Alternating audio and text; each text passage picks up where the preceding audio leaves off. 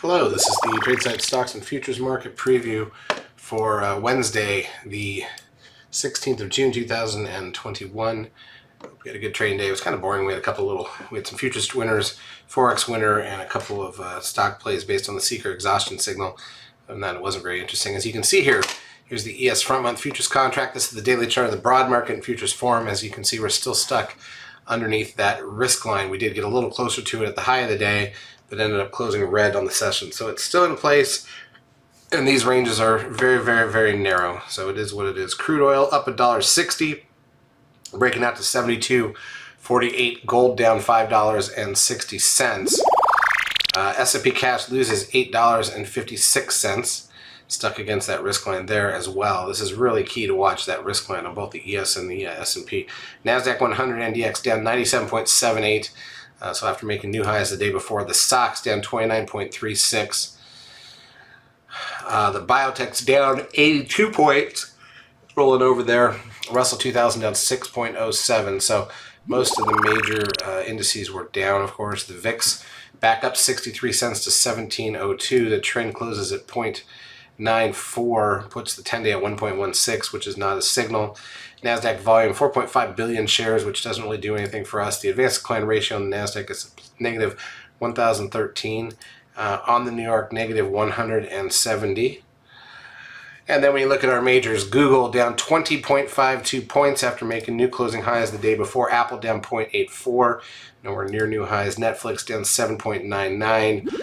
Amazon down 74 cents.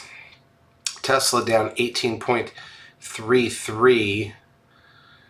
Facebook down just 2 cents, just a blip there. This one's holding up at the highs, made new highs intraday. Zoom down 6.91. Goldman Sachs down $1.62. TLT, the 20-year bond ETF, down 17 cents. The Dow was down 94. Bitcoin's back at 39,920. Put call ratio closes at 0.544. Here's the 5-minute chart on the ES. You can see basically that weird run up that we had Monday at the close for the last 30 minutes, and then basically just opened right there and came and gave her all right back. Really weird action. And then once we settled in about an hour in, that was it. Dead flat for the rest of the day. Very uneventful, unfortunately. NASDAQ side, not much different. A little bit weaker maybe on the NASDAQ overall.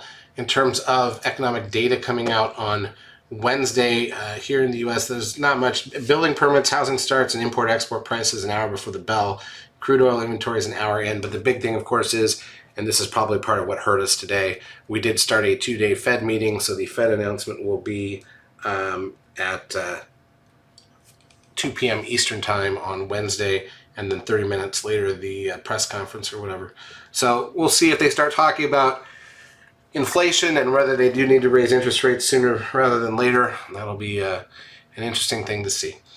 Other than that, I wouldn't expect much in the morning until that Fed announcement, and then hopefully we get a clean day Thursday. Fridays in the summer, not typically very exciting. Also keep in mind this is options expiration week, so if we're going to get an options unraveling move, it could happen tomorrow, maybe after the Fed, or else Thursday, so we'll keep an eye on that. We'll be looking for the specifics, as we usually do, of that. And again, Friday even more likely to be a bust because it's a triple expiration Friday on top of everything else. So that's what we've got. We'll talk again tomorrow night. Charts as usual brought to you by eSignal. If you've not yet taken a trial of our services, feel free to do so. We will help you out for a couple weeks. Have a great trading Wednesday.